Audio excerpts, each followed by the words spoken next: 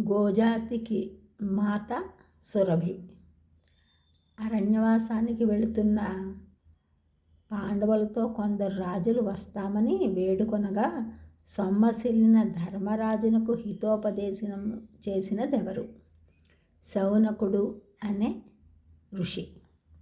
భాస్కర దేవుని అష్టోత్తర శతనామావళి ఎలా సంక్రమించినది? మహేంద్రుడు నారదునకు ఉపదేశించాడు. నారదుడు వసురాజుకు, వసురాజు ధౌమ్యునకు ఉపదేశించగా భాస్కర దేవుని అష్టోత్తర శతనామావళి మనకి సంక్రమించింది. గోజాతికి మాత ఎవరు? సురభి.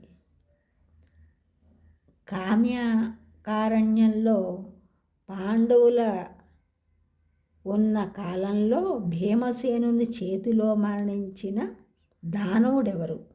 కిమ్మీరుడు అనే రాక్షసుడు. వామనుని తల్లిదండ్రులు ఎవరు? అదితి, కశ్యపులు. దేవతలకు తల్లి అదితి. దేవదానవ యుద్ధంలో నిహతుడైన బలిచక్రవర్తిని రాక్షస గురువైన శుక్రాచార్యుల వారు తన మృత సంజీవిని విద్యచే బ్రతికించారు. బలిచక్రవర్తి త్రైలోక్యాధిపత్యం వహించాడు.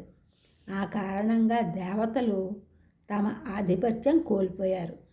ఆ సమయంలో కశ్యపుడు తపస్సమాధిలో ఉండగా అదితి చింతించింది. తన పుత్రుల అవస్థను చూసి తపస్సమాధి నుండి ఇంటికి వచ్చిన కశ్యపునికి అన్ని విషయాలు వివరించింది అదితి. ఆశ్చర్యపోయిన కశ్యపుడు రాగద్వేషాలు దేవలోకంలో కూడా వ్యాపించాయి అనుకున్నాడు. అదితి తనకు రాక్షసులను ఎదురించగల పుత్రుడు కావాలని కోరింది. ఆమెకు ఒక వ్రతాన్ని ఉపదేశించాడు కశ్యపుడు.